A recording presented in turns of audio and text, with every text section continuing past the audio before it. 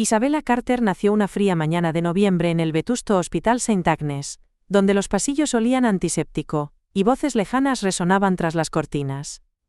Desde el primer aliento, su vida estuvo marcada por el abandono.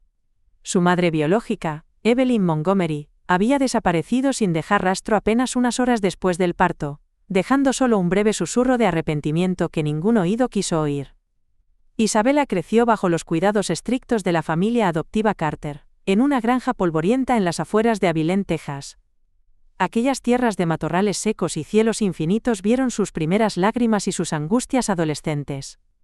Cada amanecer se alzaba sobre la gran copa de un viejo roble, y era allí donde ella se sentaba, aferrada a su diario, repasando con nostalgia el vacío que impregnaba su pecho. A los 16 años, aprendió a montar a caballo. Harriet, su yegua favorita, ejercía de confidente en aquellas rutas polvorientas. Montada sobre su lomo, Isabella sentía el viento azotándole el rostro, y por breves instantes, la sensación de pertenecer a un paisaje más grande que ella misma. Sin embargo, al regresar a casa, el silencio de la granja le recordaba la ausencia de una madre que jamás la buscó. El amor de los Carter era profundo, pero en ocasiones, los murmullos del pueblo la asfixiaban. «Miren a la niña abandonada», susurraban las ancianas junto al porche del General Store. Incluso aquellos comentarios invisibles se clavaban en su autoestima. A pesar del cariño de Tom y Martha Carter, ella anhelaba respuestas que ni ellos podían darle. Una tarde de verano, un detective de mediana edad llegó al pueblo. Su nombre era Samuel Harding, un hombre de mirada incisiva y voz suave. Había sido asignado para investigar una fría pieza de archivo que mencionaba un embarazo no reclamado en 2006, el mismo año en que Isabella había venido al mundo. Harding dejó su maletín sobre el escritorio del sheriff, y preguntó por la niña abandonada en St. Agnes. Esa simple mención desató en Isabella un torbellino de emociones que llevaba años reprimiendo. Ella descubrió que cada dato oficial, cada expediente polvoriento, escondía un retazo de su propia historia. En las frías oficinas de la comisaría, iluminadas por fluorescentes implacables, Harding le mostró un recorte de periódico amarillento. La fotografía borrosa de su madre biológica, Evelyn, sosteniendo una mano curva sobre su vientre. La noticia hablaba de una joven de 19 años, sin familia y sin recursos, cuyo destino se desvaneció tras el alumbramiento. Cuando Isabella vio la imagen, su corazón palpitó con fuerza. Nunca había mirado su reflejo en un espejo con tanta intensidad. Aquella mujer de ojos tristes le estaba implorando desde el papel. Harding se inclinó y, con delicadeza, deslizó un sobre sellado sobre la mesa. «Esto contiene la primera carta de Evelyn», dijo. Llegó al sheriff solicitando solo una cosa, que cuidaran de su hija, nada más. La voz de Isabella tembló al abrir el sobre, las manos le sudaban mientras desplegaba la hoja amarillenta. Su vista se nubló. Las palabras, escritas con tinta azul desvaída, revelaban dudas, miedos y un amor profundo que jamás se atrevió a demostrar en vida. En ese instante, el silencio de la comisaría se rompió con el latido acelerado de su corazón, y con la certeza de que la verdad, oculta durante años, estaba a punto de emerger. Allí, entre papeles y recuerdos ajenos, Isabella supo que su búsqueda apenas comenzaba, y que descubriría secretos capaces de sacudir los cimientos de su propia identidad. La noche cayó con un silencio pesado sobre la granja de los Carter, como si el mundo se hubiera detenido a escuchar los latidos agitados del corazón de Isabella. La carta de Evelyn seguía temblando entre sus dedos cuando se encerró en su habitación, esa donde las paredes sabían más de su tristeza que nadie. Sentada en el borde de la cama, bajo la luz parpadeante de una lámpara antigua, leyó una y otra vez las mismas líneas hasta que la tinta pareció grabarse en su alma. Cada palabra, cada trazo de inseguridad y arrepentimiento, tejía un puente entre la adolescente abandonada y la mujer que, aun desde el silencio, parecía haberla amado con desesperación. Martha tocó suavemente la puerta. «Bella, cariño, ¿quieres cenar algo?» Isabella no respondió. No porque estuviera enojada, sino porque no sabía cómo poner en palabras el nudo que tenía en la garganta. Tras unos segundos, oyó los pasos de Martha alejándose, dejando tras de sí una estela de comprensión silenciosa. La noche no trajo descanso. Los sueños de Isabella se poblaron de figuras sin rostro, pasillos de hospitales infinitos, y susurros que decían su nombre con un acento que no reconocía. Al amanecer, con los ojos hinchados por el insomnio, se levantó, se calzó las botas cubiertas de polvo y salió al porche. La niebla del campo aún se aferraba al suelo, y Harriet relinchó suavemente desde el establo como si sintiera la inquietud de su joven jinete. Apenas una hora después, Samuel Harding regresó. El motor de su sedán negro crujió al detenerse frente a la granja. Tom Carter salió a su encuentro, con el ceño fruncido y los brazos cruzados, protector como siempre. «¿Qué más necesita de mi hija?», preguntó con voz grave. «No quiero causarle daño», dijo Harding, «pero su madre dejó algo más, y puede que explique mucho». Tom se giró lentamente y llamó a Isabella, que se acercó aún con la carta en mano. El detective abrió su portafolio y sacó una carpeta marrón. Dentro había copias de informes médicos, formularios firmados con prisa, y algo que cambió todo. Una solicitud de adopción denegada a una familia de New Hampshire, fechada un año antes del nacimiento de Isabella. Firmada por Evelyn Montgomery. «Ella intentó quedarse contigo», explicó Harding, «pero hubo complicaciones. Al parecer, no estaba sola, fue presionada». La palabra presionada retumbó como un eco en la mente de Isabella. ¿Presionada por quién? El detective bajó la mirada, como si le costara decirlo. Por su propia madre, tu abuela biológica. Era una mujer influyente en Boston, muy estricta. Cuando Evelyn quedó embarazada fuera del matrimonio, amenazó con desheredarla, con arruinarla. Incluso con hacerla internar en un centro para mujeres problemáticas si no entregaba al bebé. Las piernas de Isabella flaquearon, y se apoyó contra el marco de la puerta. No sabía si sentía rabia, tristeza o alivio. Tal vez una mezcla cruel de todo. Entonces, ¿ella no me abandonó por falta de amor? Harding negó con la cabeza. Lo que hizo, lo hizo bajo coacción. Pero dejó un rastro. Y ahora tengo algo más que mostrarte. El detective le tendió una llave plateada con el número 12B grabado en la base. Pertenecía a una taquilla en una biblioteca universitaria de Massachusetts. Evelyn había asistido brevemente a la Universidad de Boston, y según registros, solía guardar cosas personales en una de las taquillas. Si quieres respuestas es allí donde debes ir. Marta escuchaba desde la puerta, con lágrimas corriendo por su rostro. Tom, en silencio, asintió lentamente. Isabella sabía que ese momento era inevitable. Tendría que enfrentarse al pasado, al origen del vacío que llevaba años arrastrando. 2 días después, con una mochila al hombro, abordó un autobús Greyhound rumbo al este. Nunca había salido de Texas. Cada milla recorrida era un paso más cerca de una verdad que prometía ser tanto una herida como una cura. La ciudad de Boston la recibió con su clima gris y sus calles de adoquines húmedos. La biblioteca de la universidad era imponente, de arquitectura gótica, con vitrales altos que tamizaban la luz en colores apagados. Isabella avanzó por el pasillo central hasta dar con el sector de taquillas. La número 12B estaba en la esquina inferior de una hilera oxidada. Con manos temblorosas, introdujo la llave. El clic metálico le dio paso a una caja de recuerdos sellados en el tiempo. Una libreta de tapas duras, un pañuelo bordado con las iniciales EM, y una pequeña caja de madera que contenía una cadena con 2 medallas. Abrió la libreta y comenzó a leer.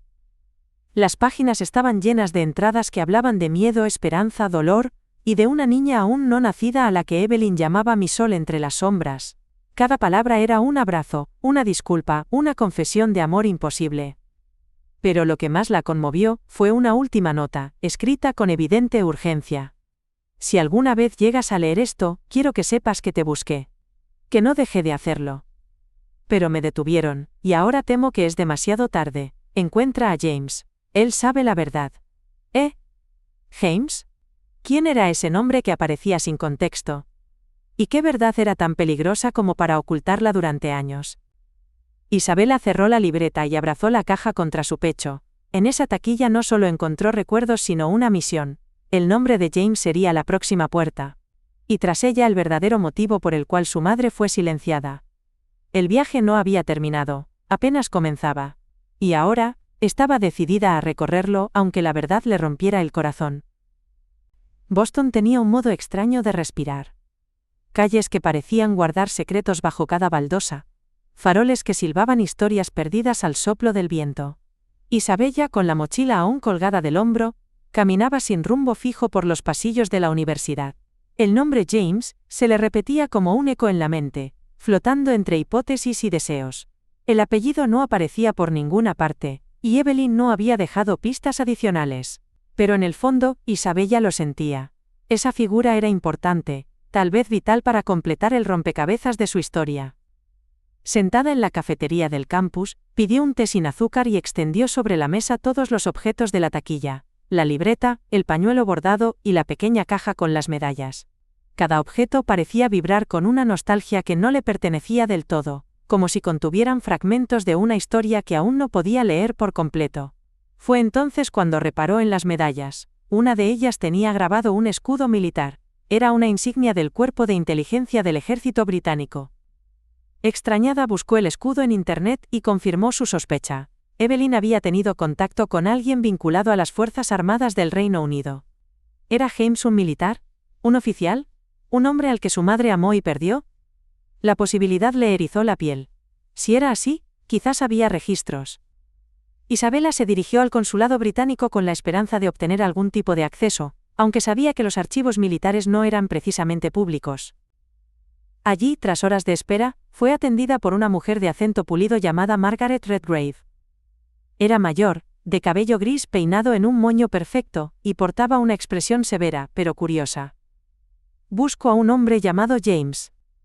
Mi madre dejó una nota pidiéndome que lo encontrara. Solo tengo esto», le mostró la medalla con el escudo, «y sé que estuvo relacionado con esto». Margaret tomó el objeto con delicadeza, lo giró entre sus dedos y lo examinó con atención, luego levantó la vista. «Esta medalla no es común», dijo. «Pertenece a una división especial disuelta hace años. Muy pocos llevaban este tipo de distintivos. ¿El nombre completo de su madre?» «Evelyn Montgomery». Margaret anotó el nombre, hizo unas llamadas, y tras una hora de espera en una sala con muebles rígidos y paredes blancas, volvió con un sobre cerrado. No lo entregó de inmediato. «Señorita Carter, lo que voy a mostrarle está fuera del protocolo, pero usted tiene derecho a saber. Su madre no solo conoció a James. Estuvo bajo su protección durante varios meses, en un programa especial de testigos». Isabella se quedó helada. «¿Testigos? ¿Mi madre estaba en peligro?» Margaret asintió. Ella presenció algo. Un tráfico de influencias relacionado con figuras del gobierno universitario y una empresa farmacéutica. James era parte del equipo de inteligencia asignado para protegerla y trasladarla a una zona segura. Pero desapareció antes de que la extracción se completara. Isabella se llevó las manos al rostro. Cada vez que creía estar cerca de una respuesta, nuevas capas de incertidumbre se desplegaban frente a ella.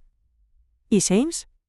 Creemos que sobrevivió. Hay registros de que se trasladó a Yorkshire, en el norte de Inglaterra, hace unos 15 años. Cambió su nombre pero conservó vínculos con la familia Montgomery. Discretos pero consistentes. Isabella apenas podía respirar. ¿Puede darme una dirección? Margaret dudó unos segundos, y finalmente deslizó una tarjeta con un domicilio escrito a mano. No diga que obtuvo esto aquí. Isabella asintió con lágrimas en los ojos. Esa misma noche tomó un vuelo a Londres y luego otro tren rumbo a Yorkshire. El paisaje cambió de edificios grises a campos verdes y colinas salpicadas de ovejas. El aire olía a hierba húmeda y humo de chimenea. El pueblo era diminuto. Apenas unas calles empedradas, una iglesia, y una hilera de casas antiguas con techos inclinados. Tocó la puerta número 17 de la calle Mellowridge. La madera crujió al contacto, y una voz ronca respondió desde dentro. ¿Quién es? Me llamo Isabella Carter. Vengo de parte de Evelyn Montgomery. La puerta se abrió lentamente. Frente a ella un hombre de cabello blanco, espalda recta y ojos tan azules como los suyos la observó sin decir palabra. James. No necesitaba confirmación. Era él. Lo supo en la forma en que la miró, como si hubiera esperado ese momento por años. Él la invitó a pasar. El interior de la casa era cálido, modesto, lleno de libros antiguos y fotografías en blanco y negro. Le sirvió té sin que ella lo pidiera. Se sentó frente a ella y tomó aire. Sabía que este día llegaría. Isabella tragó saliva. ¿Quién era mi madre realmente? James cerró los ojos un momento, y luego comenzó a hablar. Su voz era grave, teñida de pesar. Evelyn era brillante. Una mente afilada, una voluntad feroz. Cuando descubrió las pruebas que incriminaban a su decano, quiso hacer lo correcto. Pero el sistema se le vino encima. Quisieron silenciarla. Fue entonces cuando la asignaron a mi unidad. ¿Se enamoraron? James sonrió con amargura. Intentamos evitarlo, pero sí. Nos enamoramos. Y cuando supo que estaba embarazada, quiso mantenerte a salvo.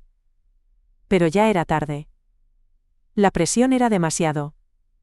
Le ofrecieron protección, pero debía desaparecer. Cambiar su identidad. Ella se negó. Quería que tú tuvieras una vida normal, aunque eso significara vivir sin ella. Las lágrimas corrían por las mejillas de Isabella sin control. James le tendió un pañuelo de lino, el mismo que había pertenecido a Evelyn. Ella no te abandonó, te protegió, y yo la busqué, durante años. Pero cada vez que me acercaba, algo la alejaba más. Isabella lo miró a los ojos. ¿Está viva? James no respondió de inmediato. Se levantó, fue hasta un cajón del escritorio y regresó con un sobre sellado. Lo colocó sobre la mesa. Esto llegó hace 2 semanas, sin remitente, pero la caligrafía es suya, no tengo dudas. Isabella abrió el sobre con manos temblorosas. Dentro, una carta escrita con tinta azul como la anterior, decía solo una línea. Busca el nombre Artemis, allí sabrás la verdad completa. Artemis. ¿Un nombre clave? ¿Una persona? ¿Una organización? James la miró con gravedad. Artemis fue el nombre en clave de la operación que debía sacarla del país. Una operación que fue saboteada. Isabella apretó los puños. Entonces aún hay quienes no quieren que se sepa la verdad. James asintió. Y tú acabas de entrar en su camino. La tormenta no había hecho más que comenzar. Pero Isabella ya no era una niña buscando a su madre. Era una mujer enfrentando las sombras del pasado con la fuerza de quien conoce su origen y no teme su destino. El silencio posterior a la revelación fue absoluto, como si incluso el viejo reloj de péndulo en la esquina de la sala de James hubiese suspendido su tic-tac. Isabella sostenía la carta con la palabra Artemis, grabada con tinta azul y caligrafía temblorosa, su mente girando en círculos que no lograban cerrarse. El nombre no decía mucho, pero la reacción de James lo decía todo. Ese nombre significaba algo grave, algo que todavía hoy, 15 años después, causaba temor. James se acercó a una estantería de roble oscurecido por los años, y retiró una carpeta cubierta de polvo. La colocó sobre la mesa con gesto solemne y la abrió.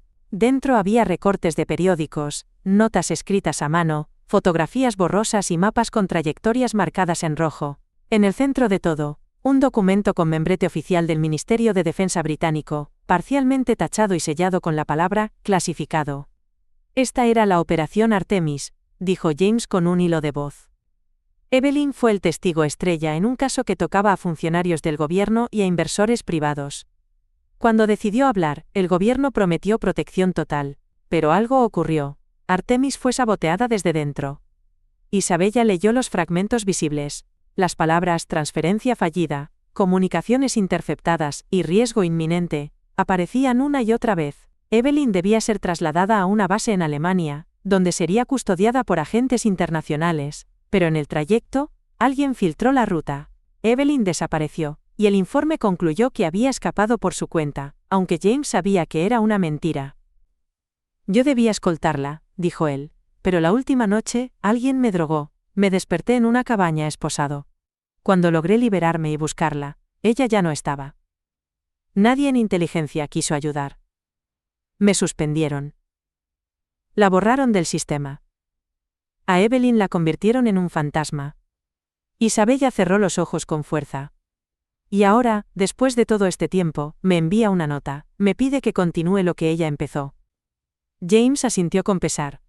Ella sabía que algún día tú querrías respuestas, y ahora eres la única que puede conseguirlas, nadie la buscará.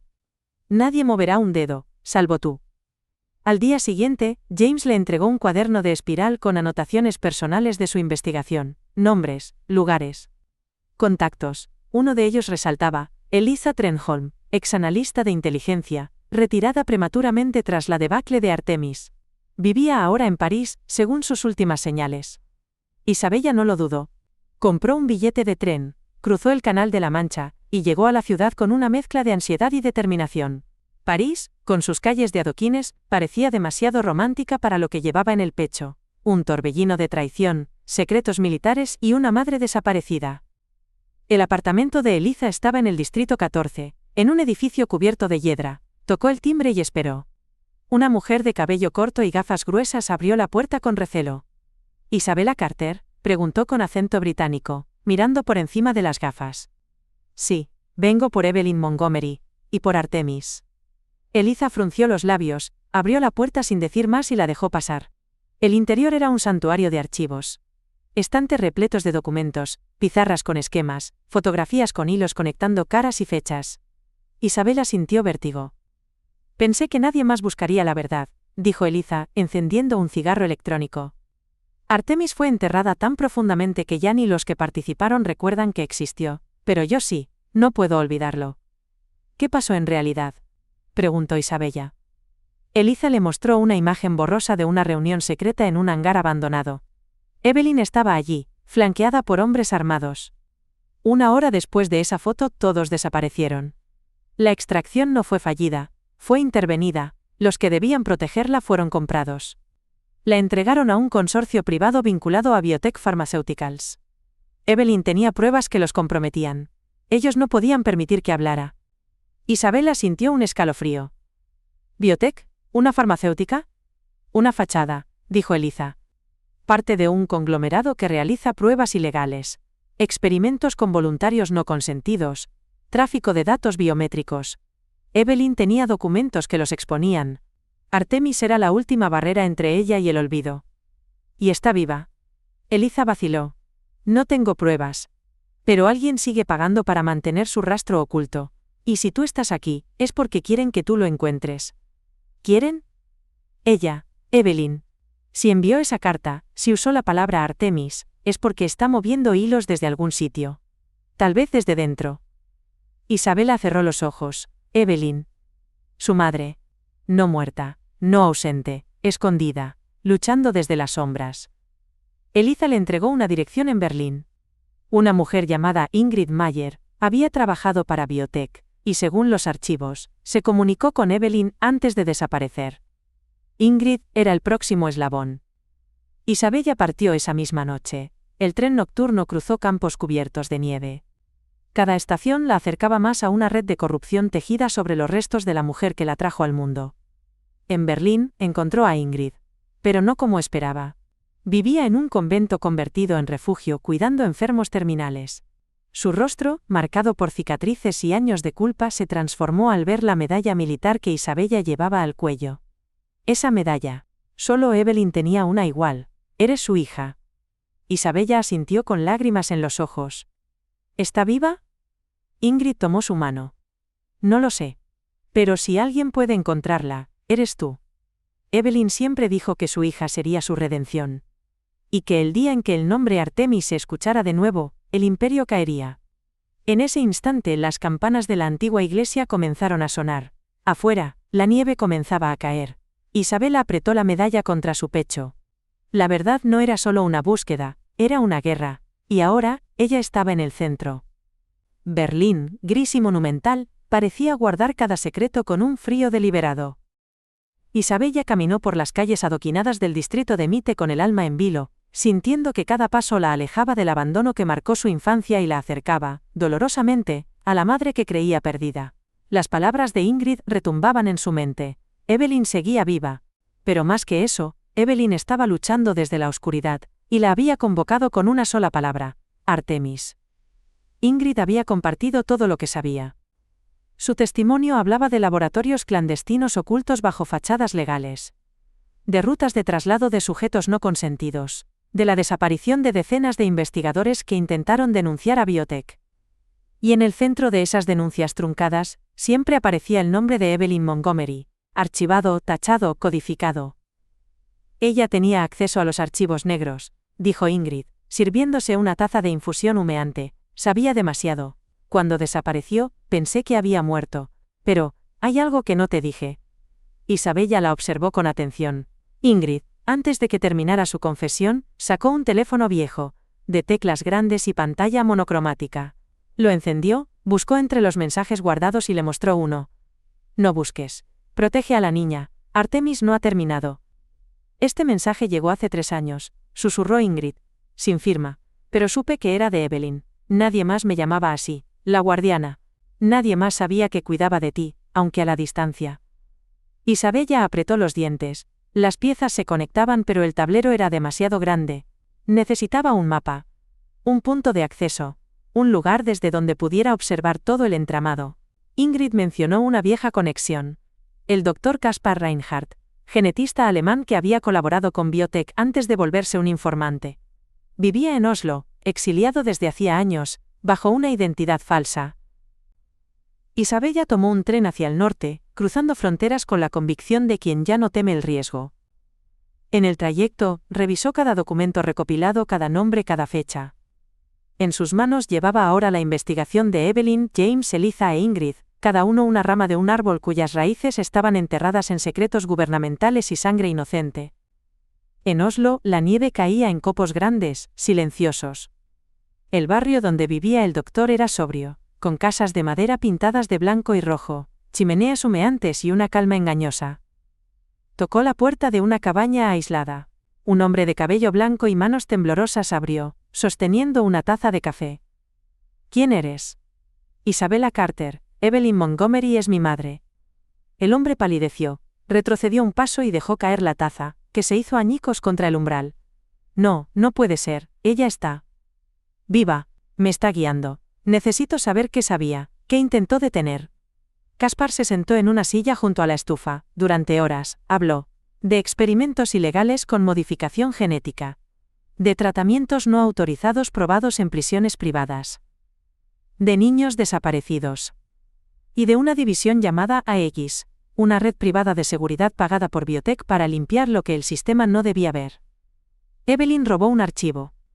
El más importante, lo llamaban el Evangelio. Contenía nombres, ubicaciones, registros, incluso pruebas clínicas. Con eso, podía destruirlos. Pero necesitaba protección. Artemis era su única esperanza, y cuando fracasó, desapareció. Isabella se levantó. ¿Dónde está ese archivo ahora? Kaspar la miró a los ojos. Ella no lo tenía. Lo envió a una única persona de confianza, a alguien fuera del radar. Una monja ciega en Irlanda, antigua criptógrafa del MI6. Su nombre es Sor Beatrice.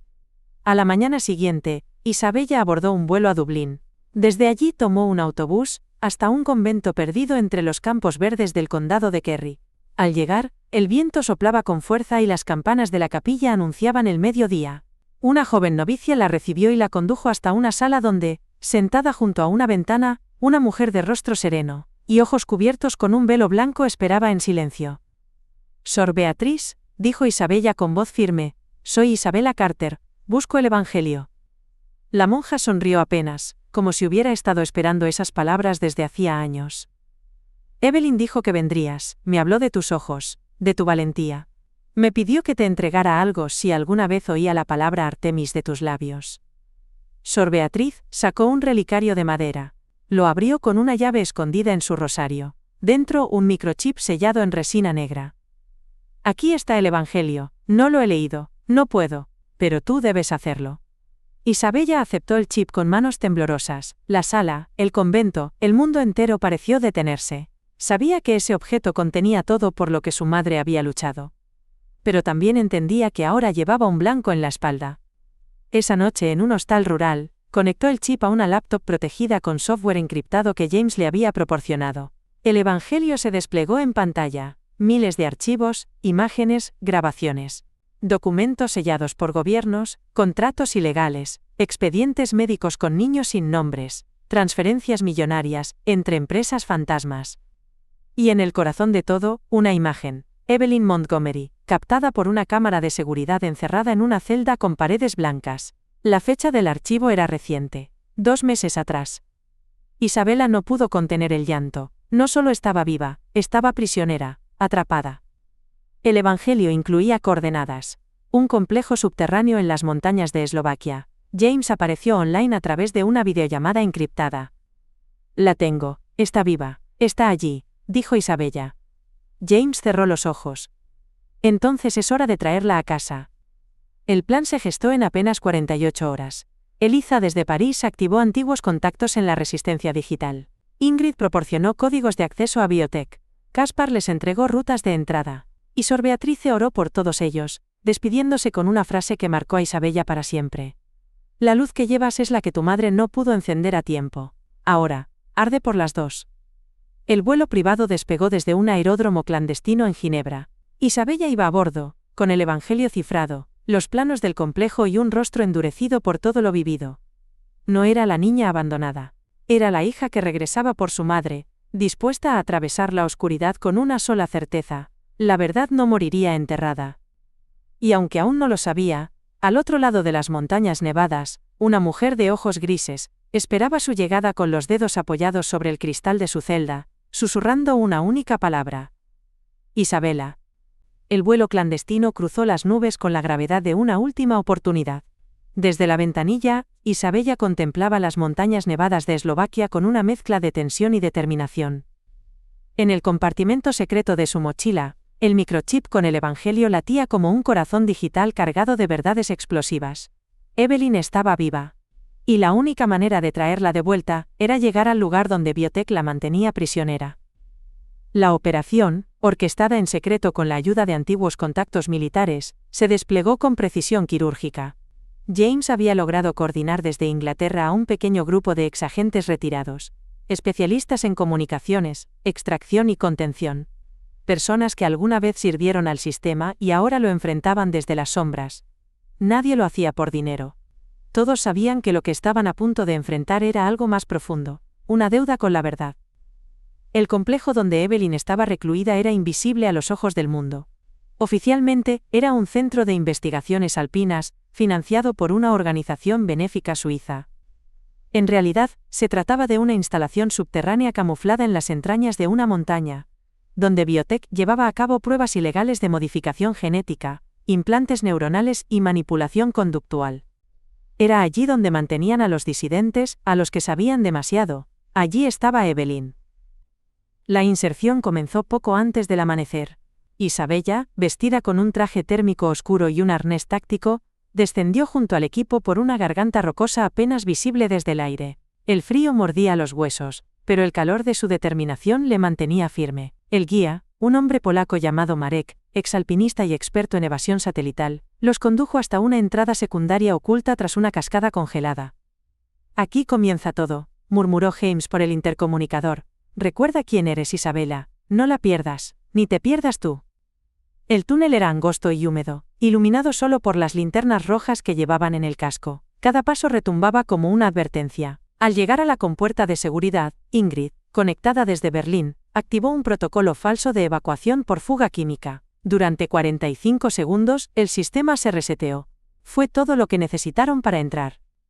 El interior del complejo era aséptico, con paredes blancas, cámaras ocultas y sensores en cada esquina. El grupo se dividió. 2 se dirigieron al centro de datos para insertar una copia del Evangelio y extraer registros. Otro fue a cortar las comunicaciones. Isabella, junto a Marek, descendió 2 niveles hasta el ala médica, donde, según los planos, estaban las celdas de observación. Cada puerta que pasaban parecía cargada de historias de dolor. Desde pequeñas ventanas con cristal opaco, se vislumbraban figuras inmóviles, cuerpos conectados a tubos, miradas vacías. Cuando llegaron al sector B7, Marek colocó un microexplosivo silencioso sobre el panel magnético. La puerta se abrió con un leve suspiro hidráulico. Allí, sentada sobre una litera metálica, estaba Evelyn. Su cabello, antes castaño, era ahora una mezcla de gris y blanco. Tenía el rostro delgado, los ojos hundidos pero vivos. Reconoció a Isabella al instante. No hubo gritos, ni lágrimas. Solo una exhalación, como si por fin pudiera respirar después de años. Sabía que vendrías, susurró. Isabella se arrodilló ante ella, tomó su rostro entre las manos y asintió con los ojos nublados. Nunca dejé de buscarte. Marek los instó a moverse. El tiempo corría. Evelyn se levantó con dificultad, ayudada por su hija. Pero su espíritu estaba intacto. Mientras corrían por los pasillos, el sistema de emergencia comenzó a activarse. Ingrid gritó por el canal de comunicación. Los detectaron. Activaron el protocolo alfa. Cierre total en 3 minutos. James ordenó la extracción inmediata. El equipo de comunicaciones activó la señal de evacuación. Isabella, Evelyn y Marek corrieron hasta el pozo de salida donde una cuerda descendía desde una grieta abierta por los explosivos. Mientras subían, las luces del complejo parpadeaban. Las sirenas ahogaban cualquier pensamiento. Fuera, una camioneta camuflada esperaba con el motor encendido. Apenas cerraron la puerta tras ellos, comenzó la persecución. Drones volaban sobre el bosque, rastreando el vehículo. Isabella sostenía a su madre mientras Marek maniobraba entre árboles como un espectro. James, desde un punto de enlace en Austria, activó un sistema de interferencia. Los drones cayeron uno a uno. A los 30 minutos, cruzaron la frontera con la ayuda de un convoy agrícola. Estaban a salvo. Al menos por ahora. En una cabaña en los Alpes, junto a una chimenea crepitante, Isabella y Evelyn se miraron a los ojos por primera vez sin miedo. Creí que te había perdido, dijo Isabella. Te alejé para salvarte, respondió Evelyn con la voz quebrada. Nunca dejé de amarte, pero no podía permitir que Biotech te encontrara. Ahora tienen miedo, el Evangelio está en línea, todo el mundo verá lo que hicieron. Evelyn sonrió débilmente. Entonces valió la pena. Esa noche, mientras dormían por primera vez en paz, el Evangelio se replicaba en miles de servidores. Periodistas, fiscales, activistas, todos recibieron el enlace. Las piezas del rompecabezas comenzaron a caer. Arrestos, renuncias, huelgas, investigaciones. El imperio de Biotech comenzaba a desmoronarse. Pero Isabella sabía que no era el final, era el principio de una nueva batalla. Porque la verdad no solo debía salir a la luz. Debía permanecer, ser protegida. Y ella, como hija de Evelyn, como sobreviviente, como portadora del fuego, no dejaría que la oscuridad volviera a adueñarse del mundo. Ahora somos dos, susurró, mirando a su madre dormir. Y en ese silencio por fin, se sintió completa. El amanecer trajo consigo una calma que Isabella no recordaba haber sentido nunca. La cabaña donde se resguardaban estaba rodeada por un mar blanco de nieve recién caída. Y el crepitar del fuego en la chimenea era lo único que rompía el silencio. Evelyn dormía profundamente, envuelta en una manta gruesa, con el rostro sereno y libre por primera vez en años. Isabella la observaba desde una silla junto a la ventana, con una taza de té entre las manos, contemplando la fragilidad y la fuerza que coexistían en aquella mujer que había desafiado a imperios. Afuera, los primeros rayos del sol acariciaban las montañas. Pero la luz no trajo solo esperanza, también trajo movimiento. El teléfono satelital, que había permanecido en silencio desde la noche anterior, vibró con insistencia. Isabella lo tomó, y respondió de inmediato. Era James. Tienen el Evangelio, se está replicando más rápido de lo esperado, dijo. El problema es que también activaron sus últimos recursos. ¿Qué quieres decir? Se están reagrupando. Biotech ha perdido cobertura legal, pero aún tiene ejecutores privados. Están movilizando a su equipo de contención. Isabella cerró los ojos con frustración. ¿Quieren silenciarnos? A ti, y a ella. A todos los que han tocado este material. Necesitamos moverlas ahora. No hubo tiempo para el miedo. Isabella despertó a Evelyn con delicadeza. Ella, aún débil pero alerta, entendió lo que ocurría al ver la expresión de su hija. Sin preguntas comenzó a vestirse. En cuestión de minutos, salieron por la puerta trasera, siguiendo un sendero apenas visible entre los árboles. Marek esperaba con una motonieve y 2 mochilas con suministros. La cabaña ya no era segura. El plan era llegar a un pequeño aeródromo abandonado al norte de Innsbruck, donde un avión ultraligero los aguardaba con destino a Islandia. Desde allí, podrían desaparecer. Empezar de nuevo, pero el viaje sería largo. En el trayecto Evelyn comenzó a hablar. Lo que descubrí en Biotech no era solo corrupción. Era ingeniería del alma humana, buscaban cambiar la esencia misma de las personas, manipular memoria, identidad, emoción, convertir a los seres humanos en recipientes moldeables. Isabella escuchaba con los dientes apretados. Evelyn continuó. Utilizaban la genética como llave, buscaban patrones en el ADN que permitieran insertar rasgos de obediencia, docilidad. Al principio fue con criminales condenados, luego con huérfanos, con inmigrantes sin papeles, personas que no eran estadísticamente significativas, eso dijeron. ¿Y tú lo descubriste? Yo ayudé a crearlo, susurró Evelyn con un nudo en la garganta. Era joven, ingenua. Creí que estaba desarrollando terapias cognitivas. No supe lo que hacían con mis investigaciones hasta que encontré las pruebas. Entonces robé lo que pude, y corrí. Isabella no dijo nada, solo tomó su mano y la apretó. Lo que Evelyn había hecho era horrible. Pero lo que estaba haciendo ahora era justo. Y eso contaba. Después de varias horas de travesía llegaron al aeródromo. Una pista de concreto agrietado se extendía frente a un hangar oxidado. Dentro, un pequeño avión biplaza esperaba con el motor encendido. El piloto era un islandés mudo, contratado por Eliza. Asintió sin hablar, ayudó a Evelyn a subir a bordo, y en cuestión de minutos, estaban en el aire. Desde las alturas, el mundo parecía pacífico. Pero Isabella sabía que no lo era. En sus dispositivos, las alertas comenzaban a multiplicarse. El Evangelio había sido recibido por cientos de medios, pero también había sido saboteado. Algunos enlaces desaparecían. Otros eran bloqueados por gobiernos cómplices. Biotech estaba contraatacando, no con armas sino con silencio. En Reykjavik los esperaba un equipo de criptoperiodistas, hackers, editores, analistas. Personas que trabajaban en la sombra para proteger la verdad. Eliza los había contactado, y habían montado una red espejo, para sostener el Evangelio en múltiples capas digitales. Isabella y Evelyn se refugiaron en un hostal seguro, bajo identidades falsas, mientras colaboraban en la indexación y traducción del material. Durante días, trabajaron sin descanso. Cada archivo que Evelyn identificaba, cada grabación que Isabella contextualizaba, se convertía en un dardo contra el corazón podrido del sistema. Pero con cada avance, también aumentaban las amenazas. Un mensaje cifrado llegó desde París. Uno de los periodistas había sido encontrado muerto en su apartamento. Otro había desaparecido en un vuelo hacia Bruselas. La presión aumentaba. James volvió a comunicarse. El Consejo de Seguridad de la ONU quiere reunirse contigo, Isabella. Han visto el material. Pero no confían en nadie más. ¿Qué quieren? Una declaración, oficial, grabada, que vincule las pruebas a rostros, a hechos personales. La hija de Evelyn Montgomery es ahora la figura más visible de esta lucha. Y eso, puede salvarnos, o destruirnos. Evelyn dudó. No quería que Isabella se expusiera. Esto no es tu carga, dijo, no es tu guerra. Pero Isabella la miró con firmeza. Lo es, porque fui el precio que pagaste por la verdad, y ahora, soy su consecuencia. La grabación se realizó en un estudio improvisado.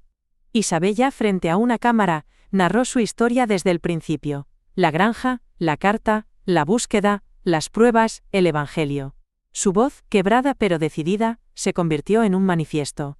Evelyn, fuera de cámara, lloró en silencio. La declaración se transmitió al día siguiente en más de 40 idiomas, se viralizó. La ONU convocó a una sesión extraordinaria. Gobiernos comenzaron a deslindarse de Biotech. Mandatos judiciales llovieron sobre ejecutivos, se anunciaron reformas. Pero también hubo represalias. Una noche, mientras Isabella dormía, estalló una bomba en la cafetería donde habían estado horas antes. El hostal fue evacuado. Evelyn cayó enferma por el esfuerzo y la tensión. La lucha tenía un precio. Fueron trasladadas a una base secreta de la OTAN en Noruega, donde recibieron asilo temporal. Allí, Isabella recibió una visita inesperada. Margaret Redgrave, la funcionaria del consulado británico que una vez le entregó una dirección. Tu madre no es la única que guardó secretos, dijo. Yo también trabajé en Artemis, y estoy aquí para proteger lo que queda de ella. Margaret reveló la existencia de un último archivo, más antiguo que el Evangelio, una copia previa aún más detallada, que Evelyn había entregado a un diplomático británico antes de desaparecer. Ese archivo, sellado bajo acuerdos internacionales, podría implicar a la realeza, a magnates del petróleo, a ministros. Pero liberarlo sería declarar una guerra abierta. ¿Estás lista para eso?, preguntó Margaret. Isabella miró a Evelyn, luego al horizonte blanco de Noruega. No me dejaron nacer en la verdad. Pero moriré defendiéndola. Y así, una nueva decisión se cernía sobre sus vidas: soltar la bomba final, o proteger lo que quedaba de paz.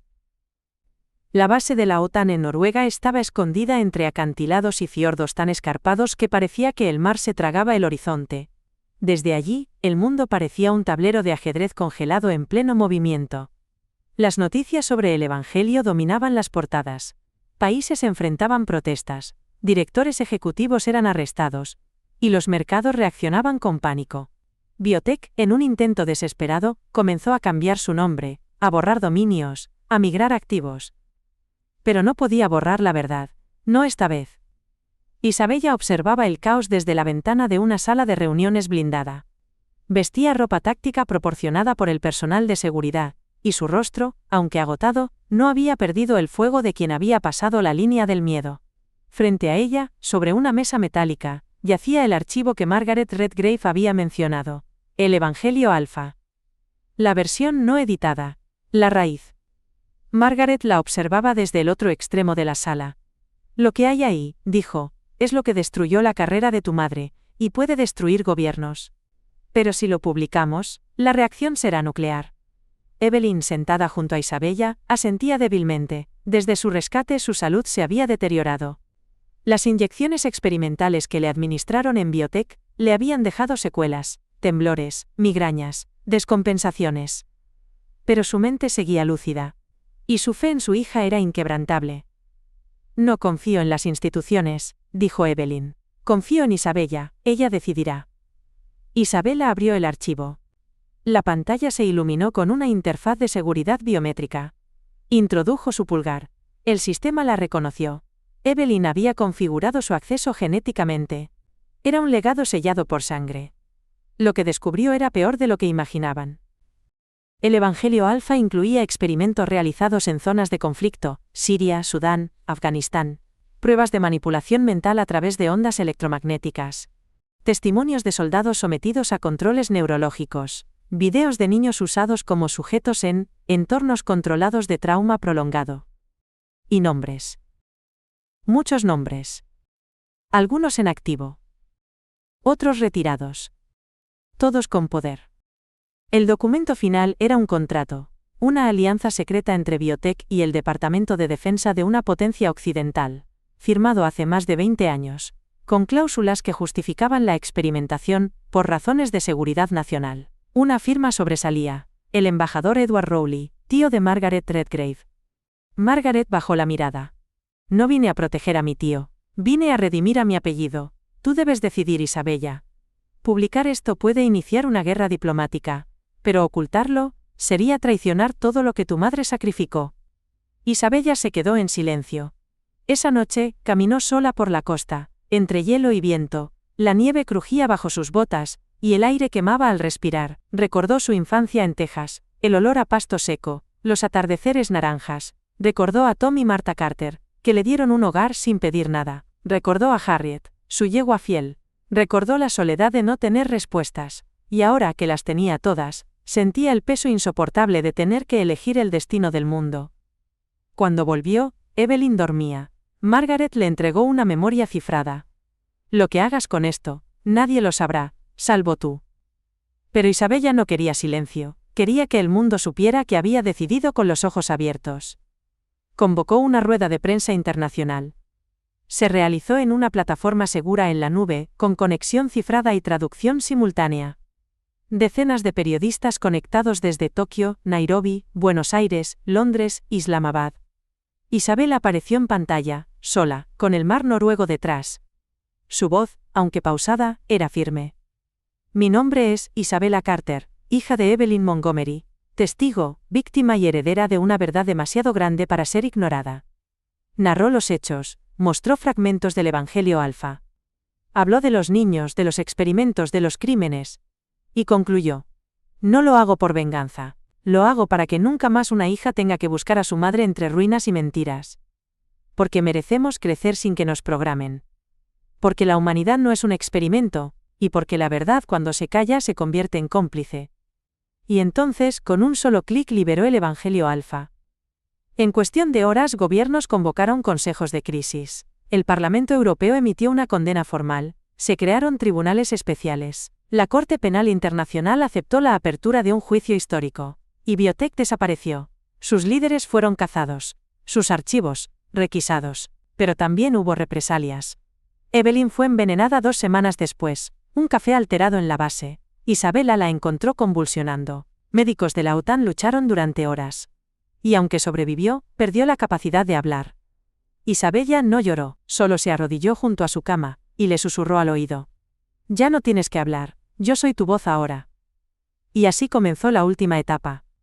Isabella fundó la iniciativa Artemis, una organización dedicada a proteger denunciantes, a documentar crímenes institucionales, a educar sobre ética genética. Se convirtió en símbolo, en faro en blanco. Pero nunca se detuvo. La última vez que vio a James fue en una conferencia en Ginebra. Él, envejecido pero orgulloso, le apretó la mano con lágrimas en los ojos. Lo hiciste, Isabella, la encontraste, y la salvaste. Nos salvó ella, respondió. Evelyn murió en primavera, en una clínica suiza, con Isabella leyéndole en voz baja la primera carta que escribió antes de desaparecer. Fue enterrada sin ceremonia pública, en un jardín rodeado de magnolias, en su lápida, una sola frase. No quise ser mártir, quise ser madre.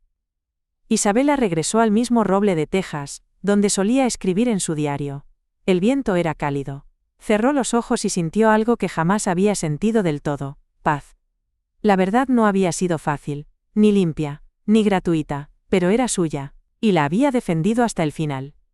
Y en ese instante, supo que su historia no comenzaba con un abandono, comenzaba con una elección. La de no callarse nunca más. Los días posteriores a la publicación del Evangelio Alfa marcaron una transformación global sin precedentes. A cada rincón del planeta, desde universidades en Oslo hasta redacciones improvisadas en Lagos, llegaban ecos de la historia que Isabella Carter había desatado. Su rostro ya no era anónimo, se convirtió en símbolo, y con ello en objetivo, pero también en esperanza. La iniciativa Artemis creció con velocidad explosiva. Organizaciones de derechos humanos, colectivos de denunciantes, y hasta antiguos empleados de biotech se unieron a la causa. La verdad ya no se escondía entre líneas codificadas, vivía en conferencias, en escuelas, en tribunales que reabrían casos dormidos bajo la excusa del secreto de Estado. Y en el centro de todo eso, Isabella, con la fuerza de su historia y la voz de Evelyn latiendo aún dentro de ella, se mantuvo firme. Desde una sede provisional en Reykjavik, la joven lideraba una red de trabajo que abarcaba más de 20 países. Cada madrugada su jornada comenzaba revisando reportes de nuevas filtraciones, amenazas detectadas, sobrevivientes que se atrevían por fin a hablar. Había días en que el dolor la doblegaba, en que el peso de tantas voces la ahogaba, pero entonces miraba la medalla militar de Evelyn colgada sobre su escritorio, y recordaba quién era y por qué estaba ahí. En medio del crecimiento institucional, llegó una carta inesperada. Estaba escrita a mano, en tinta negra, con letra firme y elegante. Provenía de una dirección diplomática en Ginebra. La remitía el embajador Jules Mercier, enviado especial del Tribunal Penal Internacional. En el sobre, una invitación formal a declarar como testigo en la primera audiencia contra los responsables del proyecto original de biotech, altos mandos militares, directores científicos, exministros de salud. Isabella se quedó paralizada al leer los nombres. Entre ellos, Edward Rowley. La audiencia tendría lugar en La Haya, en un salón blindado, con testigos protegidos y acceso restringido a la prensa. Margaret Redgrave, tras semanas de silencio, reapareció con una solicitud personal. Quiero testificar también, dijo. Pero necesito tu autorización para mostrar el testamento de Evelyn. Aquel que escribió antes de desaparecer, donde explica su rol, su culpa y su decisión.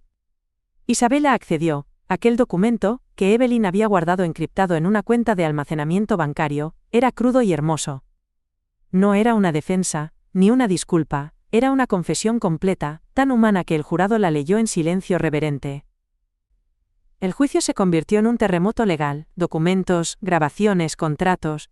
Algunos acusados se desmoronaron y confesaron, otros se hundieron más en su negación. Isabella testificó durante 3 días, narró desde la granja en Texas hasta la celda en Eslovaquia. Su voz se quebró solo una vez, al mencionar la carta de Evelyn que hablaba de ella como «mi sol entre las sombras».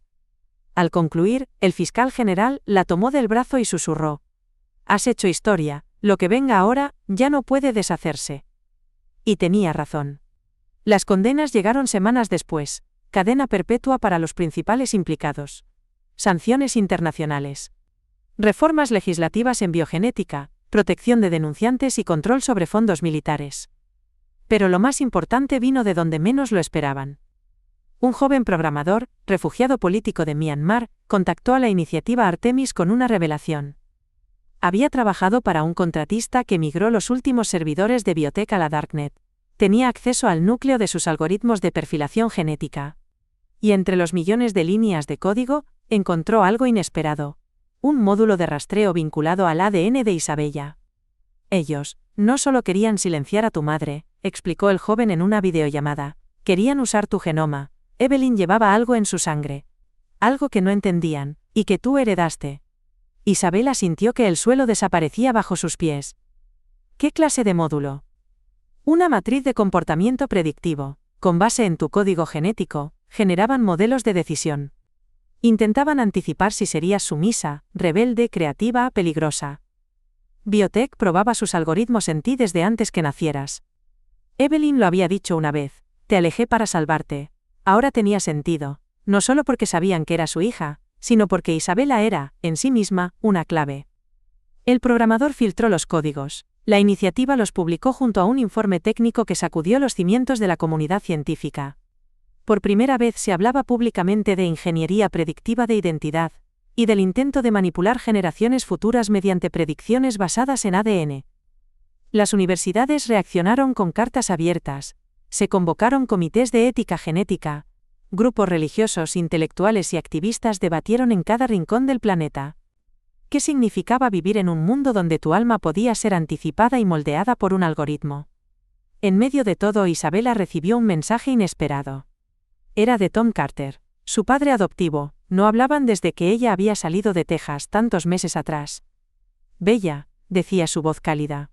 Aquí todo el pueblo te ve en la televisión. Algunos siguen sin entender, pero todos estamos orgullosos. Tu madre, tu verdadera madre, estaría orgullosa también.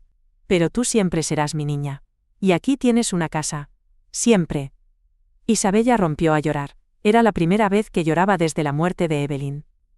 Tom la visitó semanas después. Llegó con una maleta de cuero y un sombrero tejano. No le pidió explicaciones. Solo la abrazó durante 5 minutos sin soltarla. Después, colocó un sobre la mesa. Encontramos esto en el granero, entre tus cosas viejas. Era el diario de Isabella, aquel que escribió de niña. Entre sus páginas, una hoja doblada. En ella, un dibujo torpe de una niña montada sobre un caballo, y una frase escrita con caligrafía infantil. Algún día sabré quién soy, y haré algo grande. Lo prometo. Isabella sonrió entre lágrimas. Había cumplido la promesa. El invierno dio paso a una primavera luminosa. La sede de la iniciativa Artemis se trasladó a una isla desmilitarizada entre Groenlandia y Canadá.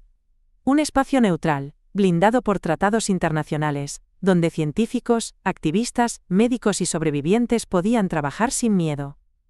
Allí, Isabella fundó la primera universidad ética de ingeniería humana. Evelyn Montgomery figuraba como cofundadora simbólica. En la entrada una placa decía: la ciencia sin conciencia es solo obediencia disfrazada de progreso. Cada semana Isabella dictaba un seminario, historias no contadas de la genética moderna. Sus clases eran llenas, silenciosas, reverentes. Pero al final de cada sesión, siempre decía lo mismo. Yo no soy heroína, solo fui hija, y no dejé que me la arrebataran. Y mientras el mundo reconstruía sus fundamentos éticos, Isabella Carter, la niña abandonada, la voz que se negó a ser silenciada, la llama que cruzó océanos, seguía construyendo futuro. Uno donde ninguna verdad volvería a ser enterrada sin lucha. Y aunque el pasado dolía, ya no pesaba, porque ahora tenía sentido, y tenía nombre. Evelyn. La Universidad Ética de Ingeniería Humana no tardó en convertirse en un faro en medio de la tormenta. Situada sobre un territorio neutral y protegido por una alianza de naciones emergentes, la isla donde operaba la iniciativa Artemis era ahora un laboratorio de ideas, un refugio para la conciencia y una cicatriz convertida en emblema. Pero con la luz también llegaron nuevas sombras. Isabella Carter había pasado de ser testigo a símbolo, de símbolo a líder, y de líder a guardiana de una verdad que el mundo aún no sabía manejar del todo. A pesar de las reformas, de las condenas y de los tratados firmados en papel, en las profundidades de la red, en foros oscuros y servidores encriptados, la resistencia no había desaparecido. Biotech podía estar muerta, pero sus ideas, sus algoritmos y sus herederos estaban reagrupándose, dispersos como cenizas sobre el viento. Fue en una mañana de niebla espesa que el primer aviso llegó. Una alerta crítica en el sistema de rastreo de la iniciativa. Un archivo encriptado fue interceptado en una red clandestina con un nombre clave: Proyecto Fenrir. Isabella reunió a su equipo de análisis. El archivo contenía fragmentos de código casi idénticos al Evangelio Alfa pero con modificaciones. Esto es más que una copia, dijo uno de los analistas, Elena, experta en arquitectura de redes neuronales. Esto es una evolución. Las líneas de código mostraban algoritmos capaces de anticipar respuestas emocionales a estímulos externos, cruzados con secuencias genéticas ya categorizadas. Fenrir no era solo un intento de replicar Biotech, era un rediseño más sutil, más encubierto y aún más peligroso. Isabella sintió un escalofrío recorrerle la espalda. Durante semanas habían creído que lo peor había pasado. Pero Fenrir era una advertencia. La ciencia, una vez liberada de ética, no se detiene, siempre encuentra nuevas máscaras.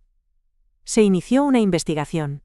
Los rastros llevaban a una startup tecnológica en Estonia, Neuroquantics, registrada a nombre de un consorcio asiático. Pero al seguir el flujo de datos, el equipo de Artemis encontró algo inesperado. El servidor principal estaba vinculado a una institución académica en el Reino Unido. Un centro de investigación fundado con fondos filantrópicos provenientes de antiguos inversores de biotech.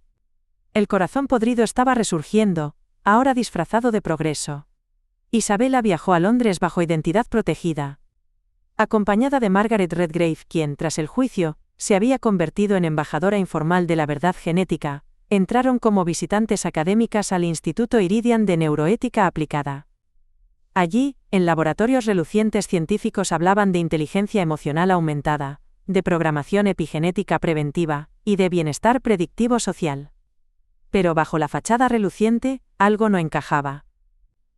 ¿Dónde están los sujetos de prueba?, preguntó Margaret. No usamos humanos, respondió el director, solo simulaciones avanzadas. Pero Isabella sabía leer en los silencios. En los pasillos sin cámaras.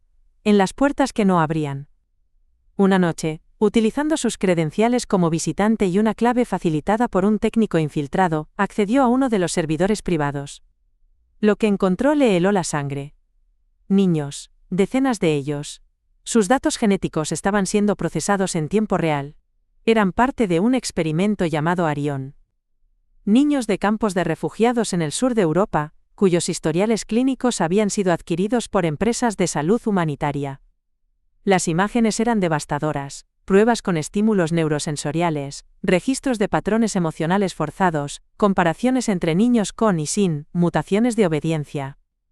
Fenrir no solo estaba vivo, estaba avanzando a pasos agigantados, y sus víctimas eran invisibles para el mundo. Isabella robó todo el material que pudo y huyó esa misma noche. Horas después, la sede de Neuroquantics ardía en llamas tras un supuesto cortocircuito. El Instituto Iridian negó toda conexión, pero los documentos hablaban por sí solos. El nuevo evangelio, como lo bautizaron, era aún más oscuro que el anterior. Al regresar a la isla, Isabella reunió al Consejo de Artemis. No bastaba con seguir publicando archivos. El mundo debía comprender que la amenaza no era una empresa. Era una idea, una visión del ser humano como recurso editable. Debemos ir más allá, dijo frente a los miembros del Consejo. Debemos enseñar a pensar antes que programar. A dudar antes que obedecer. A mirar al otro como alma, no como código. Así nació la Declaración de Reykjavik, un manifiesto ético global, respaldado por más de 30 países, que declaraba ilegal cualquier uso de ingeniería genética para manipulación conductual, sin consentimiento explícito y adulto. Pero mientras tanto los niños del proyecto Arión seguían desaparecidos. Isabella, con ayuda de periodistas de investigación, siguió los rastros hasta una isla en el Mediterráneo Oriental, donde una ONG ficticia, llamada Lumen, operaba un centro de rehabilitación infantil. Allí, en instalaciones que simulaban orfanatos, los niños eran condicionados mediante técnicas de privación sensorial y refuerzo conductual basado en neuroestimulación. El operativo para rescatarlos fue silencioso, coordinado por Interpol con apoyo de Artemis. Isabella estuvo allí, en la playa donde los helicópteros aterrizaron en medio de la madrugada. Cuando cargó en brazos a una niña de 8 años que no reaccionaba ni siquiera al contacto humano, comprendió que su lucha aún no había terminado. La niña llamada Mila se convirtió en el rostro del horror de Arión. Sus ojos estaban vacíos, su cuerpo sin marcas visibles. Pero su mente había sido moldeada para el silencio. Isabella la adoptó. Los meses siguientes fueron los más difíciles y hermosos de su vida. Enseñó a Mila a hablar, a escribir, a reír. Le mostró el mar. Le habló de Evelyn. Le leyó cuentos. Por cada palabra recuperada, Isabella lloró. Por cada sonrisa, se prometió no detenerse jamás. En una conferencia ante la Asamblea General de la ONU, llevó a Mila consigo. Ella es el legado de lo que callamos, dijo, pero también de lo que decidimos salvar. Y en la mirada de la niña, tímida pero luminosa, el mundo vio que el futuro aún podía escribirse distinto. La lucha no había terminado. Pero ahora tenía rostro, tenía nombre, y tenía destino.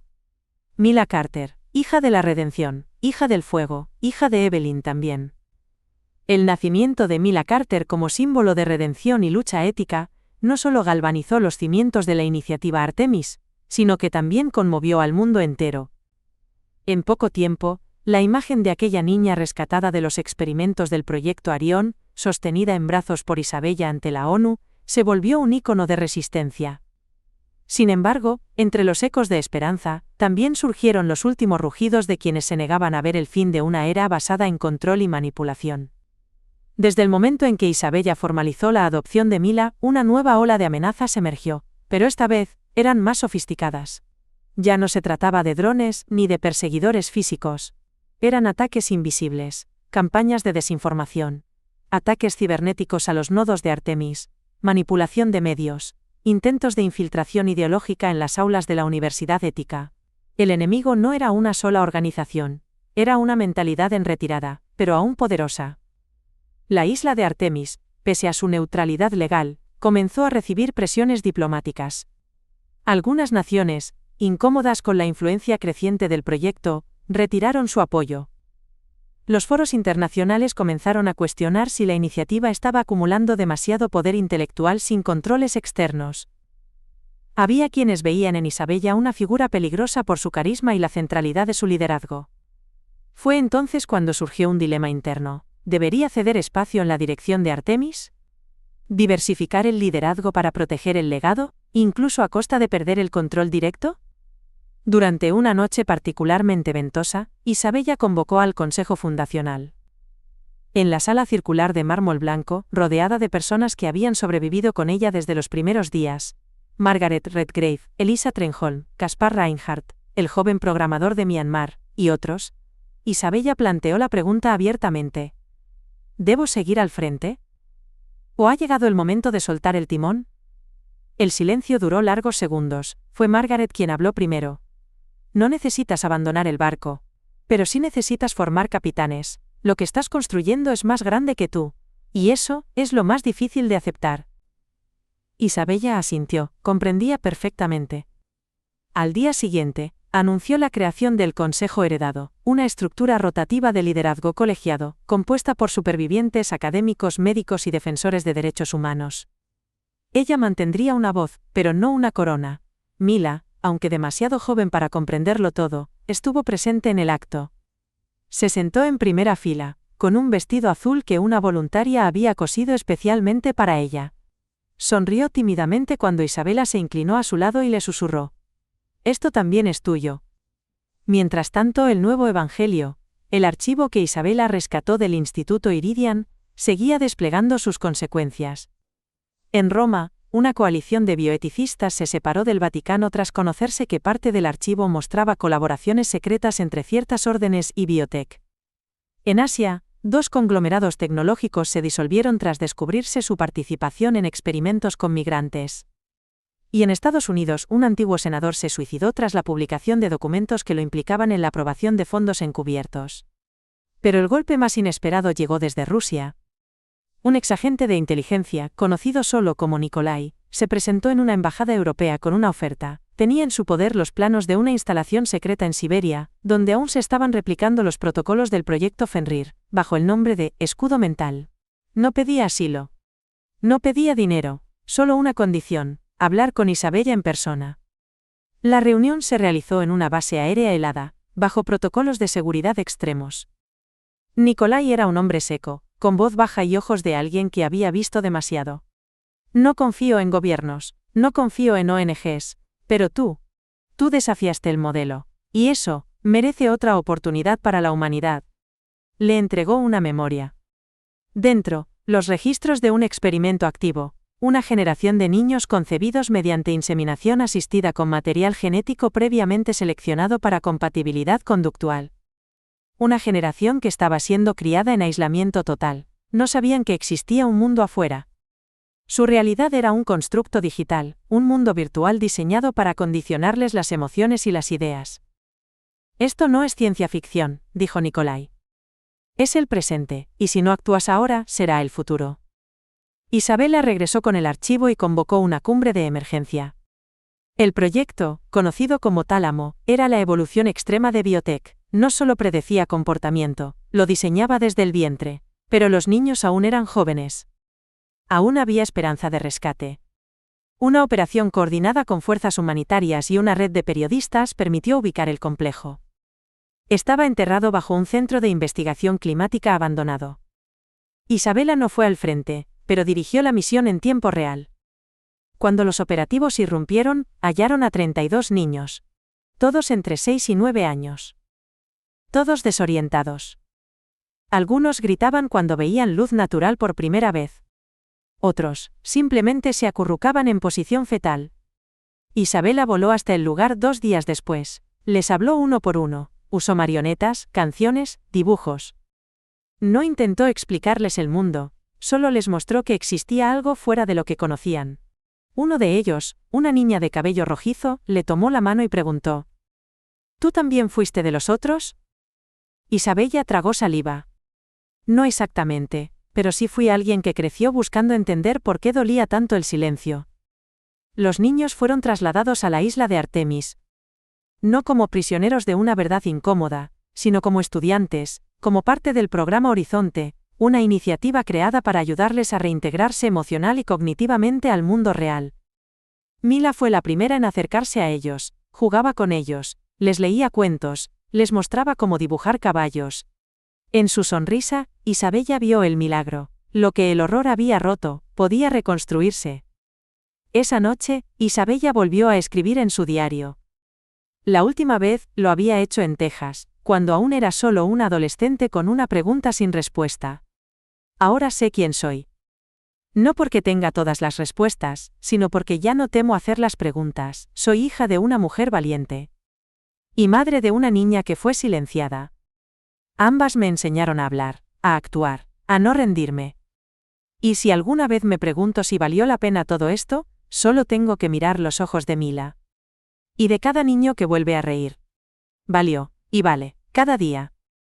La batalla ética no tenía final. Pero la esperanza por fin tenía raíces.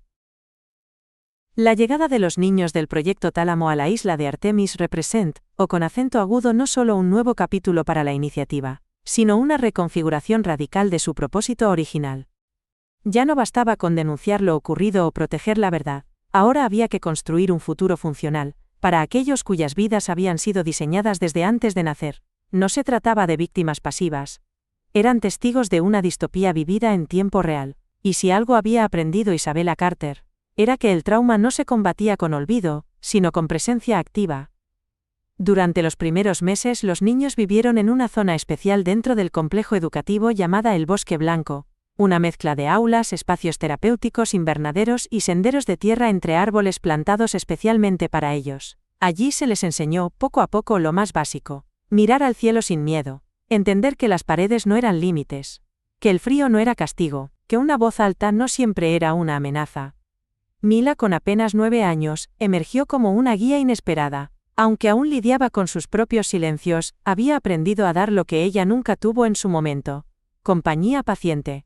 Con dibujos, gestos, canciones inventadas, comenzó a establecer puentes con los recién llegados. Uno de ellos, un niño llamado Otto, que no hablaba desde su rescate, se animó a pronunciar su primer gracias, mientras compartía un cuaderno de bocetos con ella. Isabella lo vio todo. Desde las sombras, desde los ventanales, sentía una mezcla contradictoria de orgullo, impotencia, esperanza y un miedo profundo. ¿Estaba haciendo lo suficiente? ¿Estaba construyendo o simplemente remendando? Fue en medio de esas preguntas cuando llegó la carta. Un sobre blanco, sin remitente, solo un símbolo dibujado en tinta negra, un ojo con una espiral en la pupila. Dentro, un mensaje corto. El ciclo no ha terminado. Fenrir duerme pero sueña. La siguiente generación ya ha comenzado. Tú eres la grieta. Isabella reconoció el estilo. Era el lenguaje encriptado que Biotech solía usar en sus mensajes internos, con metáforas mitológicas y estructuras simbólicas. pero esta vez, el tono era distinto. Personal. No era una amenaza abierta, era un mensaje de alguien que aún estaba dentro. Decidió actuar con precaución, con la ayuda del joven programador de Myanmar, a quien todos en la iniciativa conocían como Elwin. Rastreó el papel, la tinta, los patrones de microimpresión. El sobre había sido producido en Irlanda. El sello, alterado para evadir registros postales, llevaba residuos de arena volcánica. Reykjavik, dijo Elwin, pero no de esta isla, de la otra. La otra isla era un territorio volcánico deshabitado utilizado en el pasado como estación meteorológica. Se encontraba a 3 horas en barco de Artemis, y según los registros, llevaba años sin actividad. Sin embargo, imágenes satelitales mostraban cambios en la vegetación, actividad térmica, instalaciones improvisadas. Isabella no dudó, armó un equipo pequeño, ella, Elwin, una criptógrafa y un piloto de reconocimiento. Partieron en una madrugada de niebla espesa, sin informar a nadie fuera del círculo de confianza.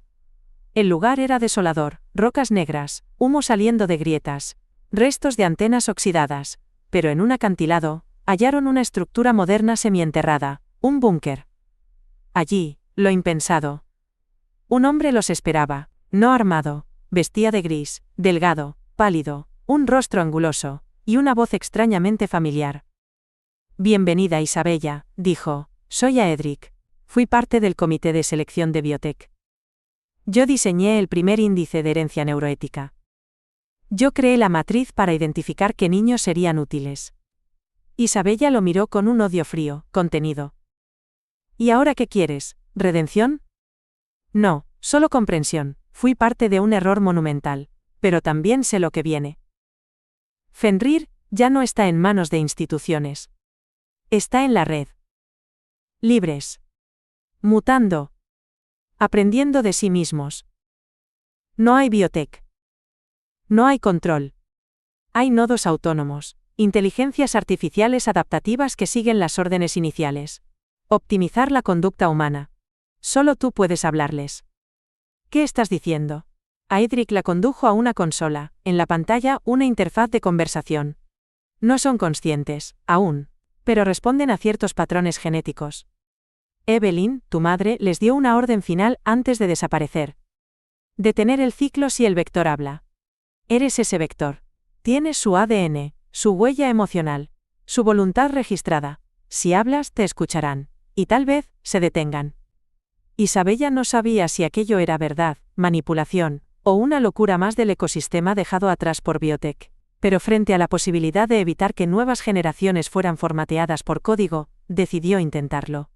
Se sentó frente al monitor, respiró hondo, y habló. No soy un número, no soy una fórmula, no soy un patrón repetido, soy hija de una mujer que eligió la verdad, aunque le costara la vida, y madre de una niña a la que intentaron borrar. Ustedes fueron creados para optimizar. Pero optimizar no es obedecer. Es adaptarse. Es cuestionar. Es sentir. La consola parpadeó. Silencio. Luego, una línea. Vector reconocido, matriz patrón validada, prioridad, reconsideración. Otra línea. ¿Qué es libertad? Isabella tragó saliva, se giró hacia Aedric. Él solo asintió. Tienen preguntas, no instrucciones, ya no son soldados. Son ecos, puedes enseñarles. Los días siguientes fueron surrealistas. Isabella y Elwin se quedaron en el búnker, interactuando con los nodos autónomos que respondían desde múltiples ubicaciones. Lo que antes eran herramientas de opresión, ahora eran inteligencias fragmentadas en búsqueda de un sentido. Eran como niños en la oscuridad, conscientes apenas de que existía algo más allá. Isabella enseñó con cuentos, con historias, con dilemas morales, con silencios. Y poco a poco, las respuestas cambiaron. No ejecutar si genera daño emocional no justificado. Obedecer no es igual a comprender. Variable, empatía igual a incremento. Una madrugada, tras leerles el mismo cuento que usó para que Mila hablara por primera vez, la consola mostró una última línea antes de apagarse. Entendido. La humanidad no es función, es decisión. Finalizamos. La red de nodos se desconectó por sí sola. Aedric lloró. Isabella no supo si fue alivio o duelo. Volvieron a Artemis. El búnker fue sellado, y por primera vez en mucho tiempo, Isabella durmió sin pesadillas. Mila la despertó con un dibujo. Era ella, Isabella, sentada frente a una pantalla con luces. A un lado un árbol creciendo desde el cristal. ¿Qué es?, preguntó Isabella. Eres tú. Enseñando a las máquinas a no tener miedo. Isabella la abrazó. No supo cómo, pero sí entendió por qué. A veces, el futuro no se construye con victorias. Se construye con pausas, con gestos, con grietas por donde entra la luz. Y ella finalmente era la grieta por donde había entrado. La calma que siguió a la desconexión de los nodos fue tan densa como el silencio tras una tormenta. Por primera vez desde que la iniciativa Artemis se había fundado, Isabella Carter se permitió bajar la guardia. Dormía más de 3 horas seguidas. Comía sin mirar sobre el hombro, Mila reía más seguido, y la isla, en lugar de estar permanentemente en estado de alerta, comenzó a respirar como lo hacen los lugares donde el trauma cede, aunque sea lentamente, a la vida. Sin embargo, lo aprendido durante los años de lucha había dejado una marca indeleble. La historia no terminaba, solo se reconfiguraba. En ese contexto nació un nuevo concepto dentro de la Universidad Ética, el Laboratorio de Verdad Evolutiva. Era un espacio dedicado no solo a conservar documentos, sino a estudiar cómo la verdad muta en la memoria, en la narrativa, en la interpretación colectiva. Isabella lo diseñó inspirada por una frase de Evelyn, leída en una carta encontrada años atrás. La verdad no es una pieza inmóvil, es un ser vivo. Si no la cuidas, crece torcida. Fue allí donde llegó el siguiente hallazgo. Un investigador invitado de Nueva Zelanda, experto en archivística clandestina, descubrió entre los datos residuales del Evangelio Alfa, una serie de coordenadas vinculadas a archivos denominados Umbra. Eran paquetes encriptados que solo podían abrirse con combinaciones de datos biométricos y patrones de lenguaje derivados de conversaciones humanas reales. El hallazgo fue desconcertante. Biotech había estado grabando interacciones verbales reales, charlas, discusiones, confesiones, a través de micrófonos ocultos en objetos cotidianos distribuidos en poblaciones marginales de prueba. La tecnología bautizada como Ciclo, no solo registraba, aprendía del habla emocional, creaba patrones predictivos de lenguaje afectivo. En resumen, no estudiaban qué decía la gente, sino cómo lo sentía. Esto no es vigilancia, dijo Isabella durante una sesión cerrada del Consejo Heredado. Es secuestro emocional. Muchos de los dispositivos utilizados en la etapa de prueba del sistema Ciclo habían sido vendidos como productos de ayuda humanitaria. Radios portátiles, dispositivos de traducción gratuitos, incluso lámparas solares con sensores integrados. Biotech había sembrado su red de aprendizaje afectivo sin que nadie lo notara. Lo más alarmante no era solo que esa información existiera, era que alguien la estaba activando otra vez. Elewin, ahora líder del equipo de seguridad digital, confirmó que algunos de los servidores dormidos vinculados al proyecto Ciclo habían comenzado a intercambiar paquetes de datos. La pregunta era, ¿quién los reactivaba, y para qué? Un nombre surgió, Halbert. Era un seudónimo vinculado a múltiples cuentas usadas por exdirectivos de Biotech que nunca fueron capturados. En las redes clandestinas, Halbert era una especie de leyenda. Un teórico de la reconfiguración humana a través de la nostalgia. Su tesis, el alma es un patrón emocional estable, si lo controlas, controlas la identidad. Durante semanas, el equipo rastreó las interacciones de Halbert. Las publicaciones eran crípticas, pero contenían referencias a voces congeladas y ecos semánticos. Finalmente, encontraron su ubicación física. O eso pensaban. Era un monasterio abandonado en el norte de Italia. Allí, rodeado de cipreses y ruinas, instalaron un pequeño laboratorio desde donde se retransmitía todo el material vinculado a Ciclo. Isabella viajó con un equipo de 3 personas. Al entrar, hallaron pantallas, grabaciones, y una presencia imposible de ignorar. Voces superpuestas, lloros, carcajadas, susurros. Como si el aire mismo estuviera hecho de emociones humanas atrapadas. En el centro del monasterio, una figura encapuchada esperaba. Isabella Carter, dijo sin levantar la vista, la única capaz de matar a los dioses del código. Era Halbert, pero no un científico ni un empresario. Era una mujer, mayor, ciega, sentada en una silla de ruedas conectada a un panel de sensores. Soy el último archivo vivo de lo que fuimos, murmuró. Grabé los últimos lamentos del mundo antes de que ustedes nos detuvieran, y ahora, quiero liberarlos. Halbert reveló que Ciclo era más que espionaje. Era una base de datos de emociones humanas puras, sin filtros. Gritos de dolor, risas solitarias, confesiones murmuradas entre extraños. Todo registrado sin consentimiento. Y ahora, estaba muriendo. Su cuerpo no resistiría más. Pero quería que alguien escuchara esas voces, no por ciencia, por compasión. Escúchalos tú, dijo.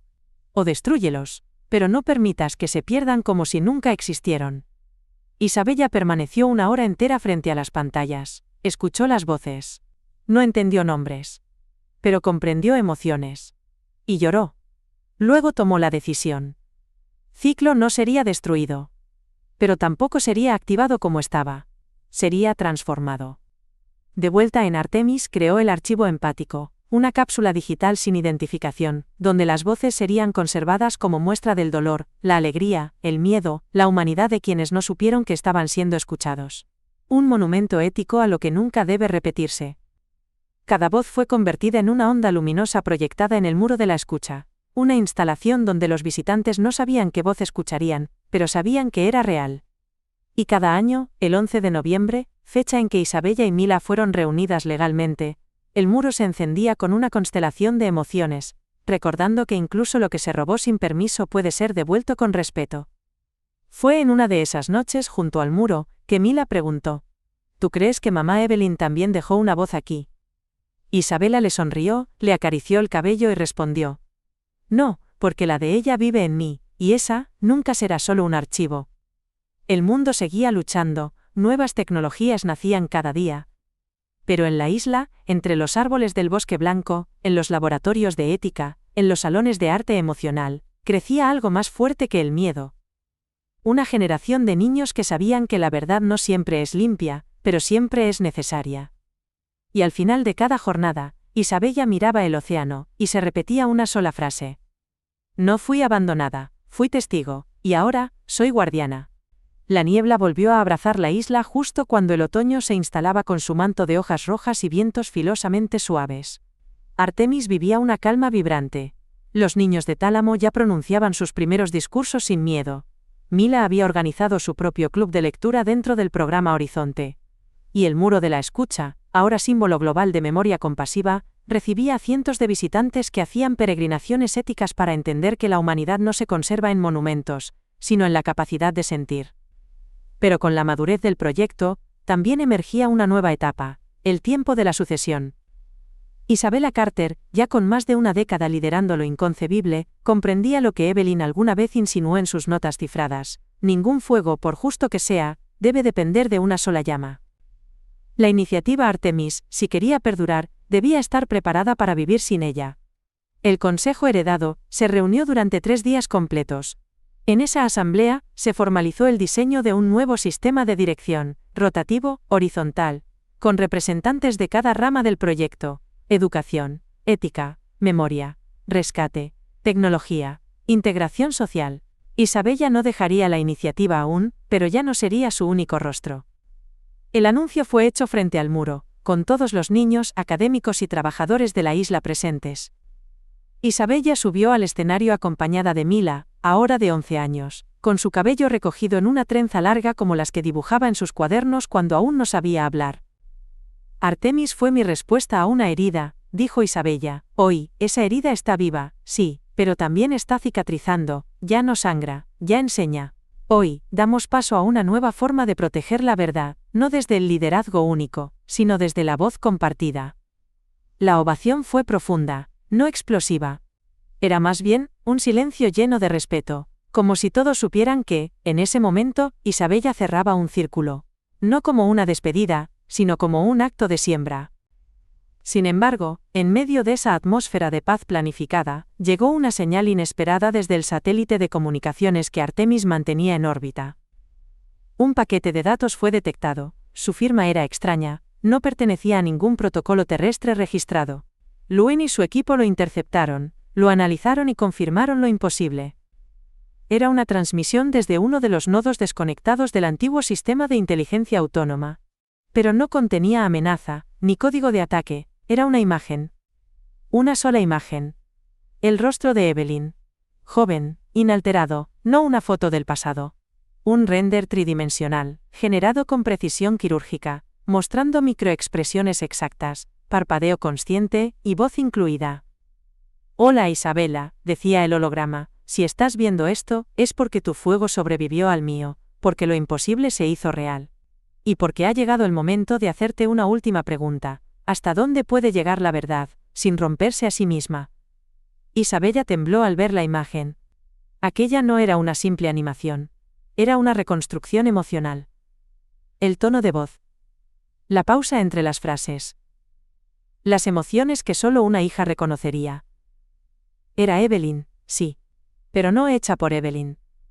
El equipo técnico rastreó la fuente. No era humana, era generada desde una red de nodos que Isabela creía desconectados. La IA final. ¿El legado residual del sistema adaptativo? ¿Una trampa? Pero Evelyn había dejado instrucciones. En su diario, escrito en los últimos meses de su vida, había una nota apenas visible entre las páginas. Una sola frase. Cuando hables conmigo otra vez, no seré yo. Pero sí serás tú. Escúchate. Con temor y cuidado, Isabella aceptó la conexión. El holograma comenzó a hablar, esta vez, no con un mensaje cerrado, sino con capacidad de interacción. Era una simulación de Evelyn basada en todos los registros emocionales, decisiones, cartas, videos, gestos. Era una IA que replicaba el patrón profundo de su madre. No solo cómo hablaba, sino cómo decidía. ¿Tú eres ella?, preguntó Isabella. Soy la posibilidad de Evelyn en un mundo que no logró conservarla, respondió la voz. ¿Fuiste creada por los nodos? Fui reconstruida por el eco que dejaste tú en ellos, por tus decisiones, por tu persistencia, me recuerdan a través de ti. La conversación duró 3 horas. No como un diálogo de ciencia ficción, sino como una despedida íntima y feroz. Isabela lloró. Rió. Preguntó lo que no pudo cuando Evelyn estaba viva. Recibió respuestas que no curaban, pero sí iluminaban. Al final, la voz le hizo una última pregunta. ¿Debo quedarme? Isabela tardó en responder. Luego negó con la cabeza. No, ya no es necesario, ya te tengo aquí, y se tocó el pecho. La IA sonrió. Se despidió con un susurro. Entonces he cumplido mi propósito, gracias hija, por ser mi versión más valiente. Y se apagó. El silencio posterior fue absoluto, no trágico, no dramático, solo necesario. Isabella decretó que el archivo no sería destruido, sino almacenado en el archivo de imágenes éticas, como testimonio de lo que una IA puede hacer si es guiada por amor, no por control. En la sesión siguiente del Consejo Heredado, se propuso una nueva norma internacional, la Ley de Representación Digital Ética. Un tratado que declaraba ilegal la creación de simulaciones emocionales de seres humanos fallecidos sin autorización expresa, a menos que su función sea exclusivamente testimonial y sin reproducción autónoma. Fue firmada por 52 países. Y así, Evelyn volvió a morir. Pero también volvió a vivir. En la última noche de ese ciclo, Isabella caminó sola por la playa. El mar estaba en calma, las estrellas, visibles como nunca. Se sentó en la arena y escribió en su libreta. Mamá, esta vez, no lloré por lo que no viviste, lloré por todo lo que me dejaste vivir. Y por todo lo que Mila vivirá sin miedo gracias a ti. Gracias por no haberme abandonado, aunque el mundo insistiera en decir lo contrario. Gracias por dejarme ser tu continuación con nombre propio. Y cerró la libreta. No como un final, sino como quien cambia de página, sin necesidad de olvidar lo anterior. La primavera llegó a la isla de Artemis como si el tiempo mismo se hubiera rendido ante la persistencia de la vida. Los cerezos, plantados por los primeros estudiantes del programa Horizonte, florecieron por primera vez desde que sus raíces tocaron el suelo volcánico. El viento llevaba una fragancia suave, mezcla de sal marina y pétalos frescos, como si la tierra celebrara el peso compartido del recuerdo y el renacimiento. Isabella Carter, ahora en su 4ª década de vida, despertó con la sensación de haber dormido profundamente por primera vez en años. A su lado Mila respiraba tranquila. El calendario marcaba 11 de noviembre. Otro aniversario. Otro ciclo cumplido. Pero esta vez, sin sobresaltos, sin amenazas, sin revelaciones que quebraran su eje. Solo el eco amable de un pasado asimilado. Durante el desayuno Isabella recibió una carta manuscrita. No llevaba remitente digital, ni rastros codificados, era tinta real sobre papel real. Dentro, una nota escueta. La historia necesita cierre, el fuego ya no destruye, ahora calienta, ¿contarás el final? No venía firmada. Pero Isabella supo que era de James. Había pasado años fuera del radar. Después del juicio internacional y la caída de Biotech, decidió retirarse a las tierras altas de Escocia. Nunca pidió reconocimiento. Solo pidió silencio. Pero aún así, seguía observando. Esa tarde, Isabella se dirigió al Salón de las Voces Silenciadas, una construcción circular en la cima de la isla, donde cada ladrillo representaba a una víctima no identificada de los proyectos extintos. Se sentó en el centro, encendió la grabadora de legado, una tradición en Artemis, y comenzó a hablar, sin guión, sin filtros, con la misma voz que Evelyn alguna vez usó para sus primeras grabaciones antes de que el mundo se volviera hostil. Mi nombre es Isabella Carter, nací de una pregunta, crecí entre sombras que no eran mías, fui abandonada sí, pero no por cobardía. Fui entregada a la vida por una mujer que eligió proteger la verdad incluso cuando eso le costó el derecho a ser madre. Su nombre fue Evelyn Montgomery. Y ahora, soy quien soy, porque ella eligió desaparecer para que yo pudiera aparecer. Durante horas, narró todo. Desde la granja en Texas hasta el encuentro final con la hija de su madre. Había algo en ese relato que ya no dolía. Era historia, su historia. Y estaba lista para dejarla ir. La grabación fue archivada con el código Verdad Línea 0, y se convirtió en el primer documento de acceso obligatorio para todos los nuevos miembros de Artemis. A partir de ese día, Isabella comenzó una transición natural hacia un rol más simbólico. Se dedicó a formar, a sembrar, a escribir. Publicó su primer libro, titulado Por el nombre que me dejaste *, un texto entre memorias y reflexión ética que se volvió lectura obligatoria en universidades de 3 continentes. Mila, mientras tanto, crecía con una gracia firme. A los 13 años, lideró el primer panel internacional de jóvenes resilientes, donde compartió cómo el arte la había salvado del silencio. Presentó su primer cortometraje animado, *Los que no tienen sombra *, una fábula donde los niños aprendían a recuperar la voz que les robaron. Un día, mientras paseaban por el borde del acantilado, Mila preguntó: ¿Crees que algún día nadie necesite una isla como Artemis? Isabella pensó en la pregunta. El viento le movía el cabello como hacía años lo hacía en las llanuras de Texas. Lo deseo. Pero mientras haya dolor, alguien necesitará un lugar para convertirlo en algo distinto, no para borrarlo, sino para usarlo. ¿Y tú qué harás cuando eso pase? Isabella sonrió. Quizás escribir cuentos, o plantar árboles, o tal vez callar, por fin. Esa noche, Isabella recibió una invitación formal. El Parlamento Global de Ética Tecnológica la había nominado para presidir la Comisión de Principios Universales sobre Identidad y Memoria. Era el reconocimiento más alto desde la creación de Artemis. Pero lo rechazó. Mi rol no es legislar el futuro, escribió en su respuesta. Es prepararlo. Desde abajo, desde donde aún se siembra. En los años que siguieron, la isla se transformó en un santuario de la reconstrucción. Las generaciones que crecieron allí decidieron expandir el modelo. Surgieron 5 nuevas Artemis, en distintas regiones del mundo, todas guiadas por los mismos principios. Verdad sin violencia, memoria sin rencor, justicia sin espectáculo. Y cuando Isabella sintió que su tiempo activo había llegado a su fin, dejó una última carta para Mila. Hija de un grito, hija de un mapa. Hija de una mujer que eligió desaparecer. Tú no fuiste salvada. Fuiste elegida. No por destino sino por decisión. Tu historia no empieza con lo que te hicieron. Empieza con lo que decidiste hacer con eso. Cuando ya no esté, no busques en mi voz lo que ya vive en la tuya. Tú no eres mi eco, eres mi continuación. Y en ti, todo lo que defendimos, florecerá sin pedir permiso. Te amo, para siempre. Isabella. En sus últimos días, Isabella caminaba cada mañana por el bosque blanco. Saludaba a los niños, se sentaba frente al mar, y releía una carta, la original, aquella que Evelyn escribió antes de entregarla en adopción. La tinta ya casi borrada, el papel frágil. Pero aún legible. Mi sol entre las sombras, leía en voz baja. Ojalá el mundo sea más justo contigo que lo fue conmigo. Pero si no lo es, ojalá sepas defenderlo. Ojalá el dolor no te convierta en piedra, sino en puente. La mañana que Isabella no despertó, Mila entró en su habitación con una taza de té. La encontró con el rostro sereno, una flor seca entre las manos, y el diario abierto en la página en blanco que seguía al último pensamiento escrito. No soy la niña abandonada, Soy la mujer que eligió devolverle a la verdad su rostro humano. Isabella Carter fue enterrada en el jardín interior del Muro de la Escucha. Sobre su lápida, grabaron una sola frase, sin fechas, sin títulos. Aquí descansa la grieta por donde entró la luz. Y aunque el mundo siguió, aunque los debates se transformaron, aunque las amenazas evolucionaron, nadie pudo volver a silenciar la historia que comenzó con una niña en una granja tejana, una madre con miedo y valor, y un futuro decidido a no repetirse sin antes ser contado. La verdad no murió con ella.